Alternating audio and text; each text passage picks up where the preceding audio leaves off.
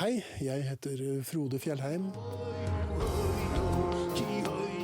Har du lyst til å lære deg å joike?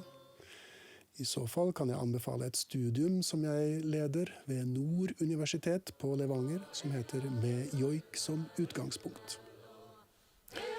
Her vil du selvsagt lære å joike, og du vil også kunne lære hvordan du kan bruke joik i nye sammenhenger, for eksempel i din egen musikk, eller som en del av undervisningen hvis du jobber i skoleverket.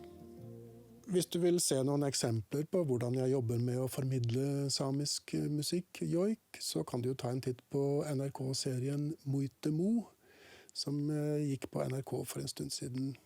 Her var blant annet jeg med for å lære en del norske artister å joike og lage egne joiker. Mange av de samme prinsippene bruker vi i dette studiet. Jeg jobber også sammen med en god kollega som heter Grete Daling. Som jobber med vokalteknikk. Og det å trene stemmen gjør at det blir lettere å få til å joike akkurat det dere har på hjertet. Du kan også få se noen eksempler på hvordan joik kan brukes i nye sammenhenger her, som for eksempel i bandsammenheng. Her er mitt eget band Transjoik.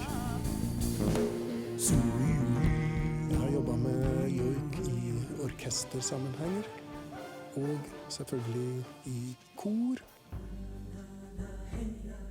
Så da er det bare å søke. Vi ses veldig gjerne til høsten. Du er velkommen.